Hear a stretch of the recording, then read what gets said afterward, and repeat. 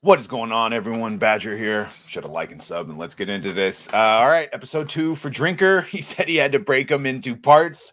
We're all going to get cancer from this, but yeah, instead of going episode 1 and 2 like Gary did, we reacted to that first one. So here's the second one, third one coming out in just a day or so. And then unless I hear differently, I'm still on open bar this Thursday. So oh, the shite that is about to happen. But until then, we still have to deal with the second one. And just to address some of the comments, if I say something that is like goes against what Drinker said, I'm not trying to be contrarian or go. It's just I'm trying to be correct to Star Wars. So if he complains about something that has a very obvious Star Wars explanation, I'm going to say it. Even if Star Wars Theory didn't say a bunch of those that he should have when he was on. Shout out Star Wars Theory.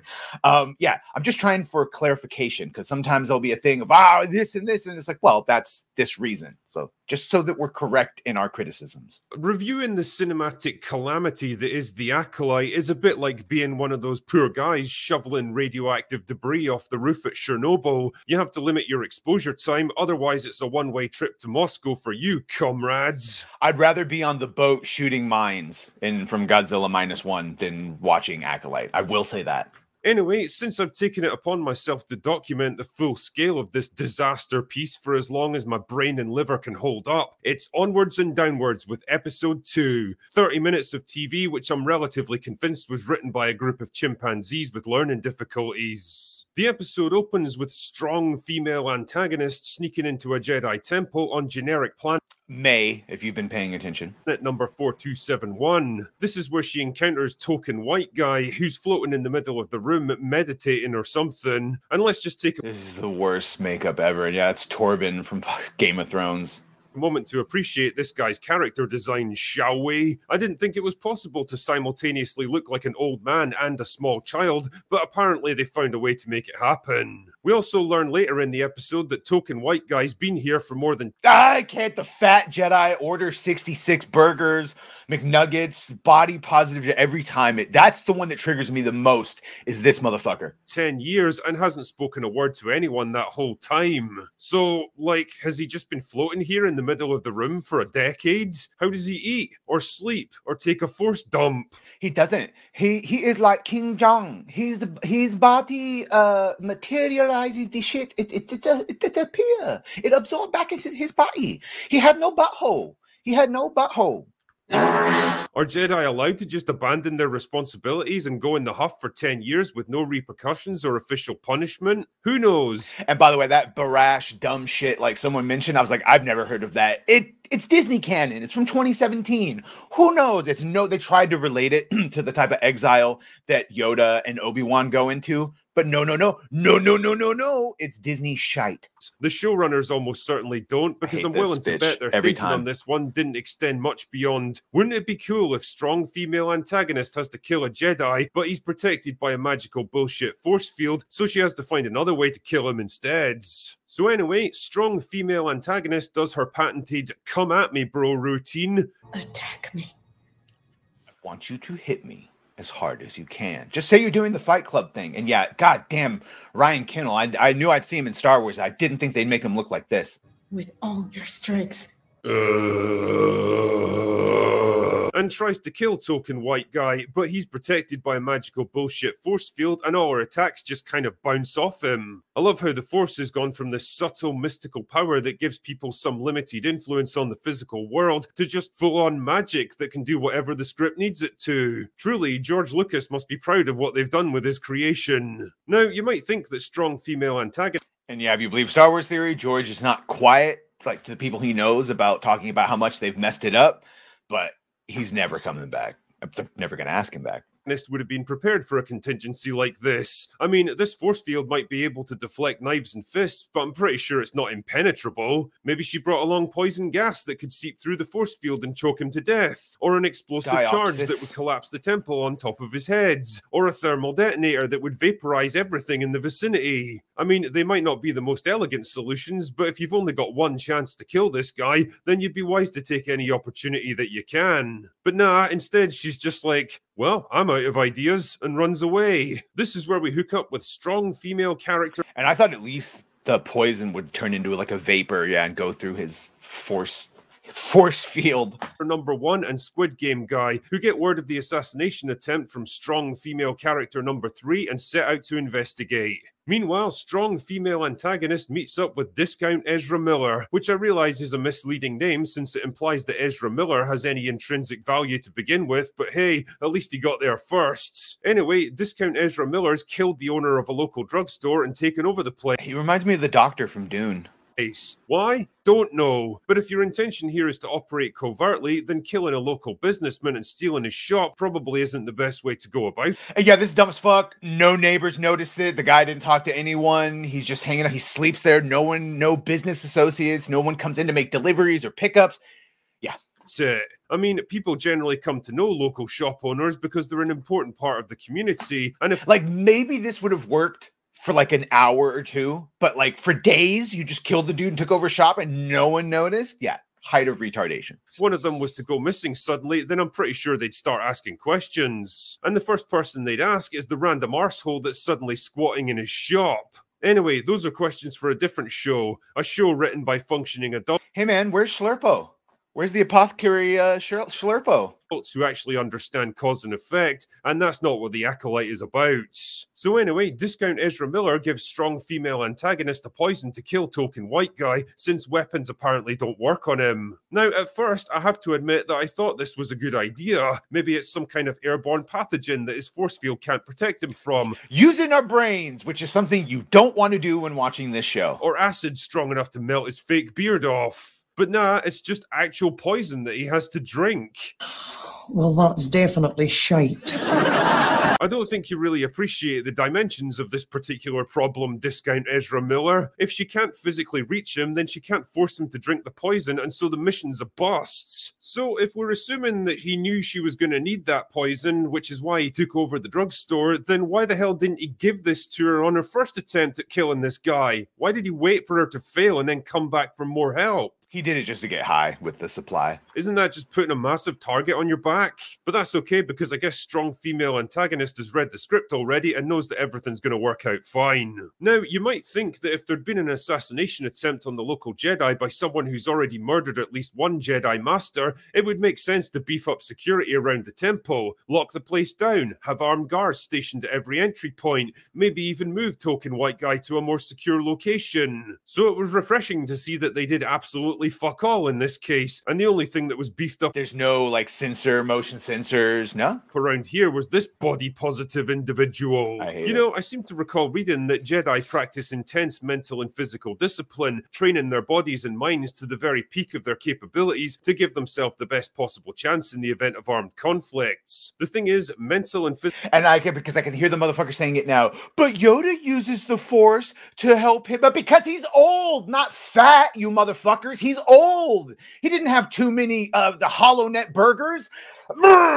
Physical discipline are... Bantha burgers are really good though. They are. They're a little lean. You gotta put in some Jawa fat in there. Not words that come to mind when I look at the big lad here. No wonder token white guy lives in a force bubble for 10 years. The only thing I'd trust this guy to defend me from is an all-you-can-eat buffet. So Squid Game guy and strong female character arrive at the temple, but they're too late to stop strong female antagonist, who slips inside completely unopposed because everyone in this episode is retarded, and gives token white guy the poison. And he's like, well, guess it's Tormund, no, whose name is Torben. What's with him and Tor names?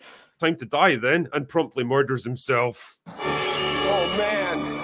Oh god. Oh god. I genuinely don't understand what just took place here. Like, if token white guy places so little value on his own life, then why did he even resist strong female antagonist earlier? Why not just let her kill you? I don't like knives. I don't like knives. You brought poison. I drink poison, but I don't like knives. Jesus, even Carrie-Anne Moss got to put up some kind of fight, but this chump just agrees to die without even a whimper. Like he's white. Yes.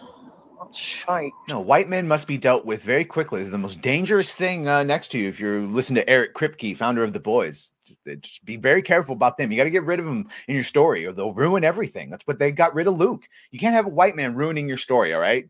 Public enemy number one. Remember that. And if they're straight, oh my God. Well, they probably went to art school and leadership camp.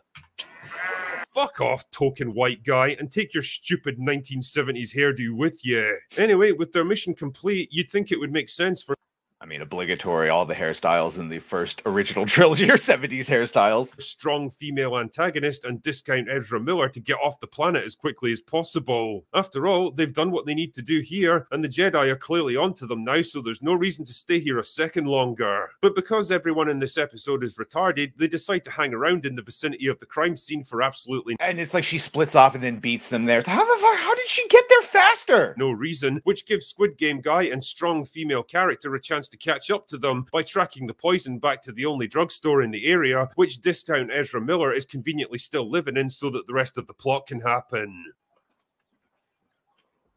Fuck. You'd think at this point they would start to investigate what common factor links the two Jedi victims, like a past mission that they went on together, for example. I'm no expert, but I'm pretty sure that's basic police procedure when dealing with serial killers like this, trying to understand what connects the victims. Anyway, this is when some but you see, they're gonna have some sort of dumb shit about how the mission, because the mission archives don't mention May, who died in the fire or whatever. So they'll have some things about like, oh, all the evidence wasn't there.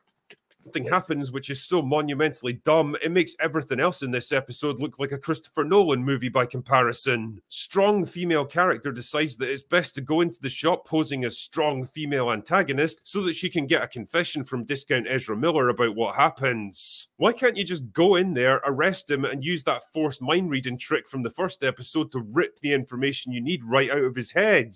Why are you wasting time with this ridiculous contrived bullshit? Why doesn't discount... And they really fucked up by not really explaining the fact that while most, if not all, Jedi can do the Jedi mind trick and or read like basic bitch surface level thoughts, not all of them are as good at it as others. Some are really, really good at it, and some are just like, yeah, it's all right. I could probably tell you what he's thinking when he's looking at the menu.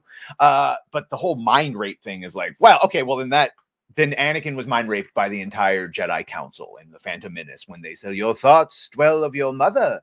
Count Ezra Miller immediately realized that something's up when his friend starts acting like a completely different person and asking probing questions about stuff that they both already know. Why does nothing in this show make any sense? The thing is, this is exactly what dumb male characters suggested, and it was played off as some ridiculous plan and shot down immediately by strong female character number 2, when in reality it was a much more logical and reliable way of getting the information they need. Anyway, so the gang spring their idiotic trap and Squid Game guy gets into a martial arts battle with strong female antagonist, because that's apparently how fighting gets done in Star Wars now, and then she escapes by knocking some dust in their faces. You went full retard, man. Yeah, sure. Oh, he should have done the pocket sand from King of the Hill. Yeah, Sure, let's go with that. Dale And Gribble. strong female character tries to stop her with a stun gun, but misses for some reason, like she's really conflicted by this whole thing. probably, It's a she probably did it on purpose. stun gun, you fucking moron. It's designed to stun people without harming them. You're not being asked to kill her. There's no moral dilemma to it. But the dilemma would be that then she would have been caught by the Jedi, and if not outright executed, heavy quotations, are imprisoned forever. So I mean, that would be her personal dilemma. It's like, it's her sister. Any of this, just stun her, apprehend her, and then pick up the pieces later. But instead, she lets her go so that the rest of the plot can happen. Son of a bitch! Then strong female antagonist links back up with discount Ezra Miller and decides to trust him again, despite the fact that he told the Jedi their entire plan. And Very interesting how easily he was able to disarm and fight her, and something there. There's something there. I don't think he's the master the way, or Smilo Ren. I think that's going to be a woman and their mom or one of their mothers. But he's definitely more than just some lackey helping her. has definitely compromised their mission beyond any hope of completion, because everyone in this episode is retarded. You know, they say that characters are only as smart as the people writing them, and I think the Acolyte is a perfect demonstration of that. Nobody in this show acts with anything even approaching common sense or logic. People make completely incongruous decisions that actively work against their own interests for no other reason than to keep this absurd parody of a story trundling forwards. The problem with a murder mystery plot is that you actually have to build up and maintain a mystery to keep the audience invested, and it's pretty difficult to do that when every character spills their guts about everything that's happening at the very first opportunity, and all the major players are so completely boring and unlikable that you don't even care who lives or dies anyway. Technically, I think the only real mystery for most of us is who that master is. Smilo Ren at the end, who for no reason ignites their lightsaber. Other than that...